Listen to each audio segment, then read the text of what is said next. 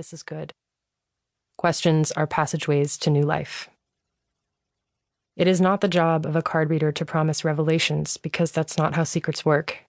The 78 arcana, the mysteries great and small, are to be approached with the respect due to elders, as entities unto themselves, whose trust must be earned.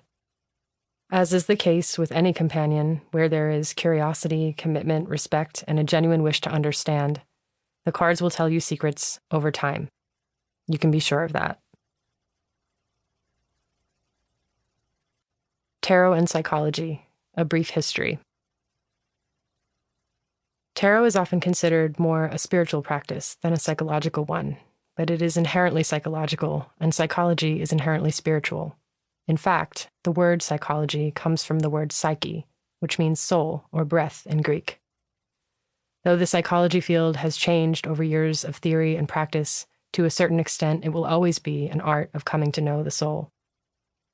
Sigmund Freud, who is regarded in the West as the father of modern psychology, sought to understand the human psyche through the process of psychoanalysis. A goal of psychoanalytic work was to make the unconscious conscious. When you think about the trope of a person lying on a couch next to an analyst in a suit with a clipboard saying, "Tell me about your father," they're doing psychoanalysis. That therapeutic process would often involve a deep dive into early childhood experiences in order to better understand one's experiences in the present day.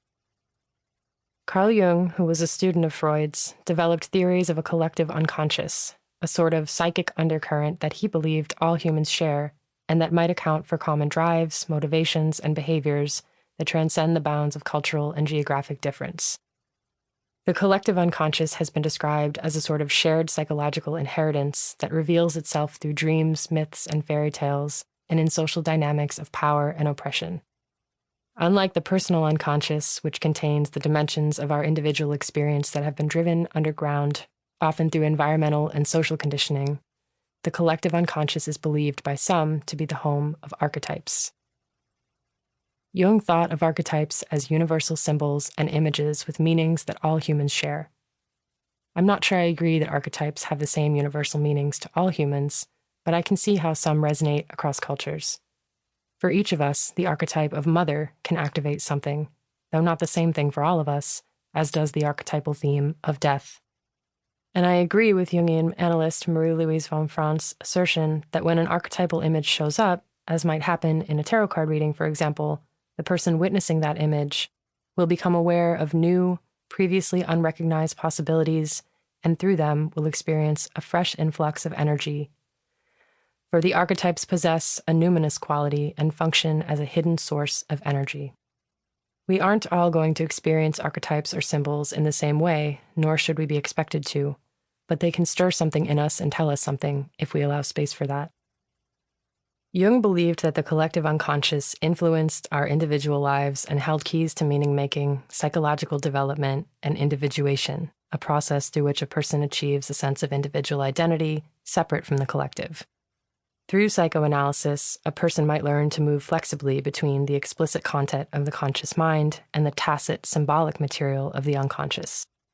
In archetypal terms, we might say the hope was that a person could begin to exist somewhere in the tension between the village and the forest, civilization and the wild, to be both emperor and empress in the right place and time. Jung also contributed ideas about the therapeutic value of synchronicity, which he defined as a meaningful coincidence of external and internal events that are not connected by any discernible cause and effect relationship. An example of synchronicity is when you suddenly think of a friend you haven't seen in years, only to receive a call from that person soon after. Such a thing could be bare coincidence, but to the person inclined toward meaning-making, it can also hint at a connection between the external and internal, dimensions that generally appear as separate and distinct from one another. When an internal event, such as a thought of an old friend, syncs up with an external event, like that old friend calling, we might begin to sense a link between what we experience as an individual and what we understand as a whole. Synchronicity is, in the words of ecologist Robin Wall Kimmerer, a reminder of elegant connections.